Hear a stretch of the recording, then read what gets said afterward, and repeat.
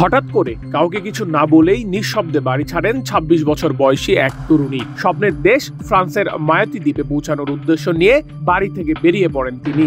শুরু করেন জীবনের অন্যতম ঝুঁকিপূর্ণ যাত্রা। ফাতি নামের এই তরুণী দেশে একটি বিউটি পার্লার চালাতেন এবং তার ব্যবসা ভালোই চলছিল।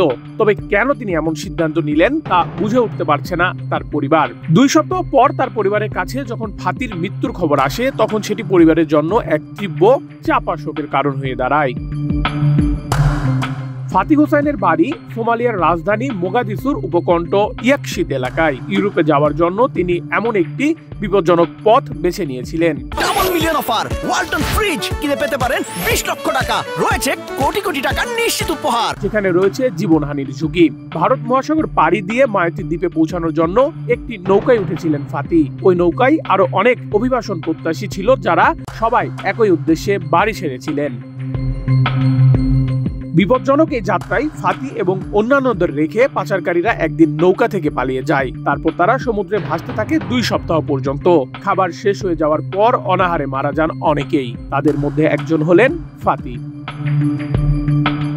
ফাতির বোন সামিরা জানান, যারা বেঁচে ফিরেছেন তাদের কাছ থেকেই আমরা ফাতির মৃত্যুর খবর পাই। তারা জানান, ফাতি অনাহারে থাকতে থাকতে একসময় মারা যায়।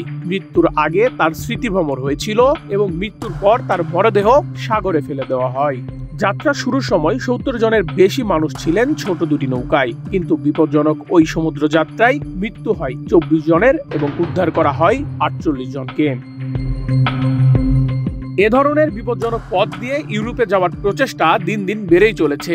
এতে বছরে প্রাণহানি ঘটছে শত শত মানুষের এবং এটি বিশ্বের অন্যতম বিপজ্জনক অভিবাসন পথ হয়ে উঠেছে। ফেসবুক ও টিকটকের মতো সামাজিক যোগাযোগ মাধ্যমে ইউরোপে যাওয়ার জন্য পাচারকারী চক্রগুলো আকর্ষণীয় বিজ্ঞাপন দেখে ফাতির মতো অসংখ্য মানুষ অভিবাসনের এই বিপজ্জনক পথ বেছে নেয়। ফাতির মৃত্যু বিশ্বকে আবারও মনে করিয়ে দিচ্ছে অবৈধ অভিবাসনের ক্ষেত্রে জীবনহানির ঝুঁকি কতটা তীব্র।